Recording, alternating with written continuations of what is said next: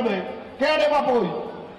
নির্বাচন কমিশন কি তোর বাপ যে তোর কথাতে 1 কোটি মানুষের নাম ভোটার তালিকা থেকে বাদ দেবে?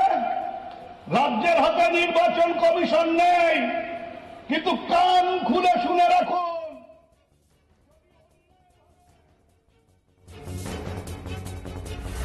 পোলিং এজেন্ট খুঁজে পাবে না বিজেপি। তৃণমূলের দিনহাটা 1 নম্বর এ ব্লকের বিজয় সম্মিলনী মঞ্চ থেকে কার্যত হুঁশিয়ারি দিলেন উত্তরবঙ্গ উন্নয়ন মন্ত্রী উদয়ন গুহ।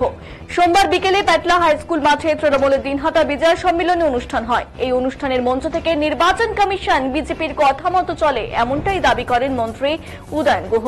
পাশাপাশি তিনি বলেন, এসআইআর এর নাম করে যদি কোনো ন্যায্য ভোটারের নাম বাদ যায় ভোটার তালিকা থেকে, তাহলে যারা এই চক্রান্তে থাকবে তারা কেউই বাড়িতে থাকতে পারবে না।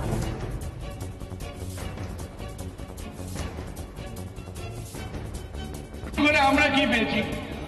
আমরা পেটলার মানুষ কোনো পেয়েছি? আমরা পেটলার মানুষ, আমরা দিনাটার মানুষ, আমরা কুচবিহারের মানুষ, আমরা এক কানা করিও তার উন্নয়ন পাইনি। তাহলে টাকাটা কোথায় গেল? টাকাটা কোথায় গেল? এই নির্বাচন কমিশন সেটাও বিজেপির কথা মতো চলছে। এই এসআইআর বিজেপির মতো কথা শুনে তৃণমূলের ভোটারদের বাদ দেওয়ার চক্রান্ত করছে। না হলে ওই যে কি অধিকারী, শুভেন্দু অধিকারী, ওর এত বড় হিম্মত হয় বলে যে পশ্চিম বাংলায় 1 কোটি মানুষের নাম ভোটার তালিকা থেকে বাদ যাবে। কে রে বাপুই? নির্বাচন কমিশন কি তোর বাপ যে তোর কথাতে 1 কোটি মানুষের নাম ভোটার তালিকা থেকে বাদ দেবে? রাজ্যের হাতে নির্বাচন কমিশন নেই, কিন্তু কান খুলে শুনে রাখুন।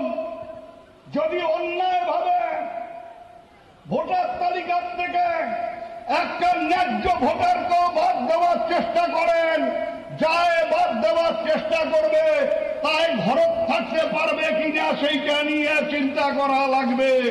আর দ্বিতীয় কথা, আমার হাতে নির্বাচন কমিশন নাই, রাজ্যের হাতে নির্বাচন কমিশন নাই।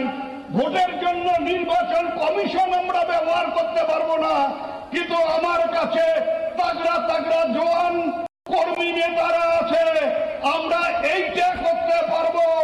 অন্তত পক্ষে দিনহাটা মহকুমায় এইটা আমি চ্যালেঞ্জ করে বলতে পারি, 80% বুথে বিজেপি এজেন্ট দেওয়ার মতো লোক খুঁজে পাবে না। সেই পরিস্থিতি আমাদের নেতাদের করতে হবে। ওই এসআইআর এর বদলা হবে, ওই এজেন্ট খুঁজে যাতে না পায় তার ব্যবস্থা করা। এলাকায় এলাকায় পার্টিকে সেইভাবে গড়ে তুলুন, পার্টিকে ঐক্যবদ্ধ করুন, ধর্মের নামে বিভাজনকে দূরে সরিয়ে রেখে হিন্দু মুসলমান কাঁধে কাঁধ মিলিয়ে আওয়াজ তুলুন। জয় বাংলা। 49 লক্ষ কোটি টাকা, দেশ ভালো চলছে। তাহলে ভালোই যদি চলছে তাহলে ঋণ কেন? এই ঋণ করে আমরা কি পেলাম? 2,49,00,000